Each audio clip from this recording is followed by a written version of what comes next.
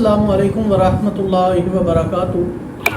रसूल अकरम सल्लल्लाहु अलैहि वसल्लम ने खुतबा हज्जतुल विदा के अंदर ही इरशाद फरमाया था, ख़बरदार बेटे के कसूर का मुआवजा बाप से नहीं लिया जाएगा और बाप के कसूर का मुआवजा बेटे से नहीं लिया जाएगा।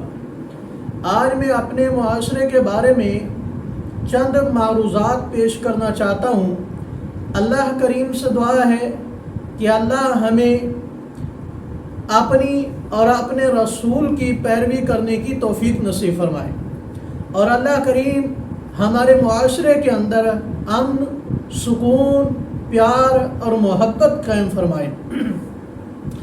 आज हमारे मुआशरे के अंदर ये है कि कसूर इनफिरादन एक आदमी करता है और उसकी सज़ा उसके बीवी बच्चों को, उसके बहन भाइयों को और उसके वालिदैन को, इन सब को भुगतनी पड़ती है। मैं उन जराइम के बारे में बात कर रहा हूँ, उन अफराद के बारे में बात कर रहा हूँ जो इनफिरादी तौर पर मुजरिम होते हैं। तो बाज़ दफ़ा लोग उसके बहन भाइयों से बदला लेने की कोशिश करते हैं, उसके वालिदैन को तंग करते हैं और इसी तरह हमारी जो हुकूमत है और हमारी पुलिस है वो भी पूरे ख़ानदान को तंग करती है। उनके माल को ज़ब्त किया जाता है, उनके माल को नुकसान पहुंचाया जाता है, उसके वालिदैन को परेशान किया जाता है, औरतों के दुपट्टे उतारे जाते हैं। भाइयों, ये कलमे की बुनियाद पर मुल्क बना है और इसके अंदर हम ज़िंदगी भी कलमे की बुनियाद पर गुजारने की कोशिश करें।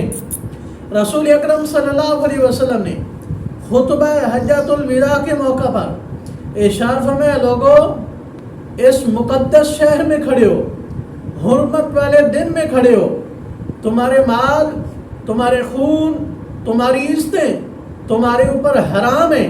जिस तरह इस मुक़द्दस शहर के अंदर इस मुक़द्दस दिन में लड़ाई करना जुर्म है, इसी तरह तुम्हारा एक दूसरे का खून बहाना, तुम्हारा एक दूसरे का माल जब्त करना और तुम्हारा एक दूसरे की इज्जतें लूटना और एक दूसरे की इज्जत को ख़राब करना, ये तुम्हारे ऊपर क्या है? हराम है। और रसूलुल्लाह सल्लल्लाहु अलैहि वसल्लम ने इरशाद फरमाया, अला ला यजनी जानिन अला वलदिही वला मौलूदुन अला वालिदिही। यह तिर्मिज़ी शरीफ है और 2159 हदीस नंबर है कि किसी के जुर्म का मुआवजा दूसरे से नहीं लिया जाएगा बल्कि उसी से लिया जाएगा। तो हमारे यहाँ दुश्मनी क्यों बढ़ती है? इसलिए कि असल मुजरिम के अलावा दूसरों को ख़राब किया जाता है। मुकद्दमात के अंदर भी इसी तरह, हालांकि हुकूमत वक्त को भी पता होता है, हमारे पुलिस अफसरान को भी पता होता है कि जुर्म किसका है, लेकिन दूसरे को तंग किया जाता है, दूसरे को ख़राब किया जाता है। रसूल अकरम सल्लल्लाहु अलैहि वसल्लम ने इरशाद फरमाया, आगे इस मक्का शहर के अंदर शैतान इस बात से मायूस हो चुका है कि उसकी इबादत की जाए।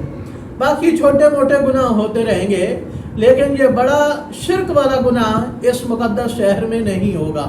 तो भाइयों, अमन तभी होगा जब हम मुजरिम का मुआख़ज़ा करेंगे, मुजरिम को सज़ा मिलेगी, मुजरिम के अलावा दूसरों को तंग नहीं करेंगे। और रसूल करीम सल्लल्लाहु अलैहि वसल्लम ने इरशाद फरमाया, ख़बरदार कोई तलवार सौंध करके यूँ ना घुमाए, हो सकता है किसी भाई को तकलीफ़ पहुँच जाए।